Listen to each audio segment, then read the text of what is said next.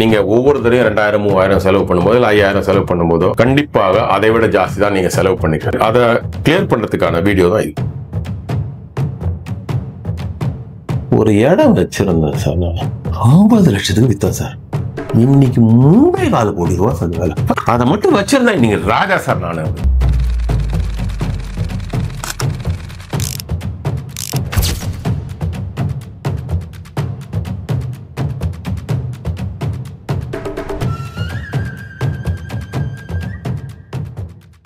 நண்பர்களே, கொஞ்ச நாள் முன்னாடி ஒரு ஷார்ட்ஸ் ஒன்று ரிலீஸ் பண்ணியிருந்தேன். நான் சொல்லியிருந்தேன் சார், நீங்க வந்து ஹோட்டலுக்கு போறீங்க, இல்லை டூரு போறீங்க, இல்லை எங்கேயோ போறீங்க, பணம் செலவு பண்றீங்க, 2000 3000 செலவு பண்றீங்க. அந்த பணம் வந்து 2000 நீங்க செலவு பண்ணி 2000 கிடையாது, அதுக்கு மேலதான் அப்படின்னு நான் சொல்லியிருந்தேன். சில பேர் இந்த எப்படி சார் மேல இருக்கும், எனக்கு தெரியுது, ஜிபேல தான் பே பண்ணேன், என்னோட பேங்க் அக்கௌண்ட்ல பார்த்தா 2000 தான் சார் இருந்தது, அதுக்கு மேல ஒன்றும் செலவு ஆகல, அதனால நீங்க அதெல்லாம் சொல்லாதீங்க சார், எப்படி நீங்க கிளாரிஃபை பண்ணுங்க அப்படின்னு.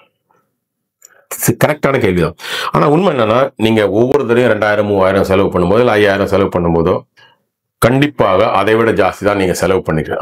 அதை கிளியர் பண்றதுக்கான வீடியோ தான் இது. ஓகேங்களா? இப்போ நீங்க என்ன பண்ணுங்க, பல சிட்டியில இருக்கிறீங்க, இல்ல டவுன்ல இருக்கு, கோயம்புத்தூர், திருச்சி, மதுரை, சென்னை, ஏன் செங்கல்பட்டு, அந்த இடத்துல இருக்கும்போது ஒரு 50 வயசு மேல இருக்கவங்ககிட்ட போய் ஒரு 10 பேர்கிட்ட கேளுங்க. அவங்க சார் நீங்க வந்து மிகப்பெரிய தப்பு நீங்க என்ன சார் பண்ணீங்க வாழ்க்கையில அப்படின்னா, சார் ஒரு இடம் வச்சிருந்தேன் சார், நான் பிரைம் இடம் வச்சிருந்தேன் சார். 50 லட்சத்துக்கு வித்தேன் சார். இன்னைக்கு 3.4 கோடி ரூபா சார் வேலை. 10 வருஷத்துல 3.4 கோடி ரூபா சார். அதை மட்டும் வச்சிருந்தேன் நீங்க ராஜா சார். நானு அது அப்படியா? அது விற்கணும்னு அவசியமே கிடையாது சார். ஏன் அது வித்தன் அன்னைக்கு வந்து அது 50 லட்சம் கொடுக்குறாரே ஒருத்தர், நான் வாங்கினது 10 லட்சம் சார், 50 லட்சம் கொடுக்குறாரு, 40 லட்சம் லாபம் வருது, கொடுத்துடலாம் அப்படின்னு நினைச்சு கொடுத்துட்டேன் சார். இன்னைக்கு அது 3.4 கோடி ரூபா சார். இந்த மாதிரி ஒரு 1000 பேர் சொல்லுவார்கள். நீங்க சென்னையில ஈசிஆர்ல போய் கேள்வி பாருங்க, ஈசிஆர்ல ஓஎம்ஆர்ல போய் கேட்டு பாருங்க. ஆனா நீங்க வர வயிற்றுல சார் கூட்டிருங்க. 15 லட்சத்துக்கு வித்த சார், இன்னைக்கு 15 கோடி ரூபா சார், 100 மடங்கு சார். தெரியுமா உங்களுக்கு? அவஸ்தாப்படுறான் சார். நான் பாருங்க, அங்க இந்த என்னோட இடம் தான் சார். இது 15 லட்சத்துக்கு சார், நீ 15 கோடி ரூபா 15 கோடி ரூபா விற்கிறதுக்கு ஆள் கிடையாது, இன்னும் கூட ஜாஸ்தி விட கொடுப்போம். அந்த அளவுக்கு ஆகிப்போச்சு சார். பெரிய தப்பு சார். இந்த மாதிரி இடத்தை விற்ற அத்தனை பேரும் சொல்லுவார்கள். அதே மாதிரி 45-50 வயசுல இடத்தை விடுங்க. இன்னொரு குரூப் ஒன்று இருக்கும், 45-50 வயசுல சார், உங்களோட இதுனா சார் ஃபைனான்சியல் பிளான் இல்லை சார், நான் அதை பண்ணிருக்கூடாது சார், இதை பண்ணிருக்கூடாது சார், அந்த பணம் என்கிட்ட இருந்ததுன்னா இதுக்கு இந்த செலவு பண்ண, அதுக்கு நான் செலவு பண்ண, இதுக்கு நான் செலவு பண்ண, அந்த பணம்லாம் இப்போ என்கிட்ட இருந்து வச்சுங்க, என் பொண்ணு கல்யாணத்தை சூப்பராக நடத்திருப்பாங்க. 15 லட்சம் அதில் தேவையில்லாமல் பண்ணிட்டு இன்னைக்கு அவசப்படுறேன் சார். 15 லட்சம் என்கிட்ட 20 லட்சம் லட்டு மாதிரி இருந்திருக்கும் சார் அப்படின்னு. என்னன்னா என்ன சார் பண்ணீங்க அப்படின்னா, அது ஏன் சார் கேட்குறீங்க, அது தேவையில்லாத செலவு, இஷ்டத்துக்கு பந்தாவை செலவு பண்ண வேண்டியது, ஃப்ரெண்ட்ஸ் கூட சுத்த வேண்டியது, அதை பண்ண வேண்டியது, இது பண்ண வேண்டியது.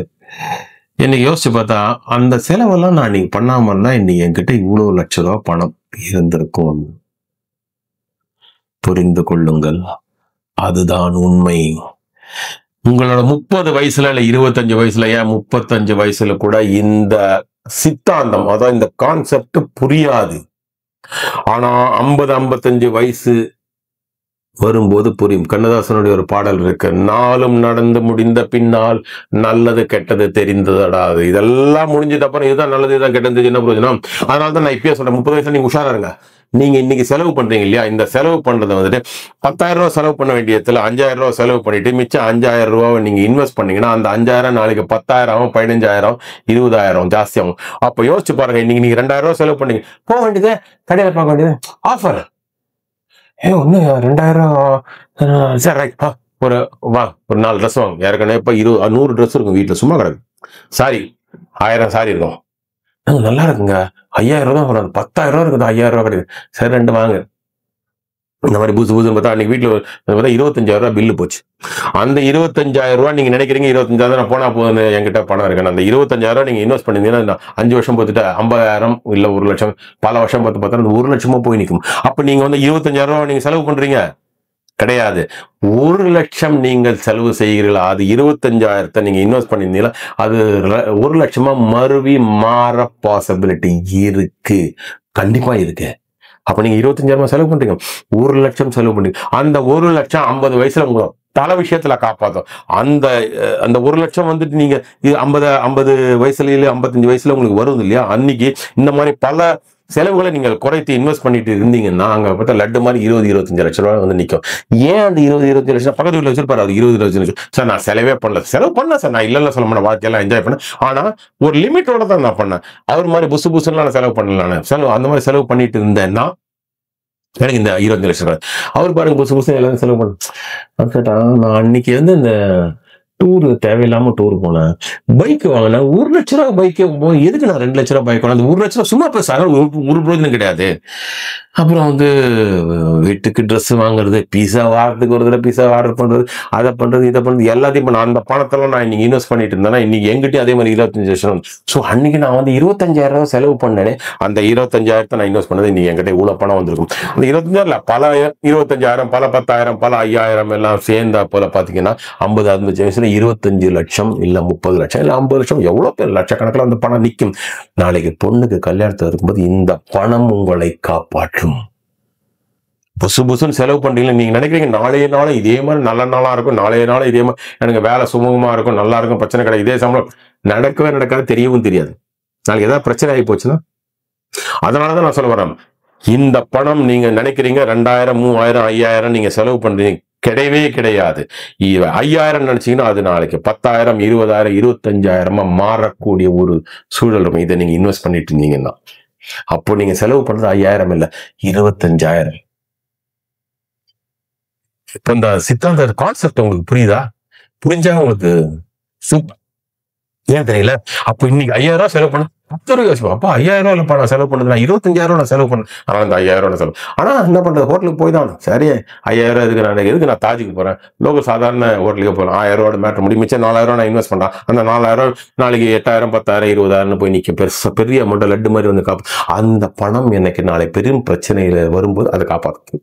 புசு புசுன்னு செலவு பண்ணிட்டேன்னு வச்சுக்கோங்க. அப்போ அந்த நேரத்தில் பணத்துக்கு நீங்க என்ன பண்ண, யாருக்கிட்டே போய் கடன் வாங்க வேண்டியிருக்கு, இல்லை கிரெடிட் கார்டில் ஸ்வைப் பண்ண வேண்டிய பிரச்சனை மாட்டுது. அதனால தயவு செஞ்சு புரிஞ்சுக்கோங்க, நீங்க என்னைக்கு எந்த நேரத்துல பணம் எவ்வளவு செலவு பண்ணினாலும் அது அந்த பணத்துக்கு ஈக்குவலண்டா செலவு கிடையாது. அதாவது 2,000 நீங்க செலவு பண்ணி அது 2,000 கிடையாது. அன்னைக்கு நீங்க அந்த 2,000 ரூபாய் செலவு பண்ணாம அந்த 2,000 நீங்க ஏதாவது நல்ல ஃபண்ட்லயோ இல்ல எதுலயோ ஒண்ணுத்துல இன்வெஸ்ட் பண்ணீங்கன்னா அந்த 2,000 4,000 6,000 8,000 10,000 ஒரு 10 வருஷம் 10 இல்ல 20 வருஷத்துல 10,000 ரூபாய் ஆகக்கூடிய ஒரு சூழல் இருக்குன்னா அப்ப நீங்க செலவு பண்ணது 2,000 10,000 புரிந்து கொள்ளுங்க. அப்போ கேட்கலாம் நீங்க, சார் இந்த மாதிரி கான்செப்ட் எல்லாம் வாழ முடியுமா சார், அப்படின்னா நீங்க என்ன சார் சாமியாரா இருந்து எதையுமே செலவு பண்ண அப்படியே உட்காருப்பேன், நான் அதான் நான் சொல்ல வரல. வாழுங்கள், ஆனா நாளைக்கு கொஞ்சம் இருக்கிறத மாத்தி கொஞ்சம் இன்வெஸ்ட் பண்ணிட்டு வாழுங்க. அதுக்குதான் நான் எக்ஸாம்பிள் நான் சொல்ல வரேன். இன்னைக்கு ஏகப்பட்ட 50 வயசு ஆளுங்களை கேட்டா, நான் ஐயோ அதை நான் வித்தேன் சார், நான் விற்காம இருந்தாலும் நல்லா இருந்துருங்க சார், அந்த செலவுலாம் நான் பண்ணாம இருந்தா இன்னைக்கு என் பொண்ணு நான் வந்து 10 லட்சம் ரூபாய் சார் 25 லட்சம் சூப்பர் நான் கல்யாணம் பண்ணி, தேவையில்லாம என்னோட சின்ன வயசு எவ்வளவு செலவு சார், ஃப்ரெண்ட்ஸ் கூட சுத்தி அதெல்லாம் இன்வெஸ்ட் பண்ணி தான் நீங்க எங்கேயோ போய் பண்ணுங்க. அவங்களோட எக்ஸாம்பிள் ஒரு பாடமா எடுத்துக்கொள்ளுங்கள். தயவு செய்து புரிந்து கொள்ளுங்கள், நீங்கள் செலவு செய்யும் பணம் அதுக்கு ஈக்குவலண்டான அமௌண்ட் இன்னைக்கு கிடையாது, அது அதை விட பெருசு, அதை விட ஜாஸ்தி என்பது அந்த சித்தாந்தத்தை நீங்க புரிஞ்சுக்கிட்டீங்கன்னா உங்க வாழ்க்கையோட வெற்றி உங்க கையில தான், உங்க லைஃப் உங்க கண்ட்ரோல்ல தான்.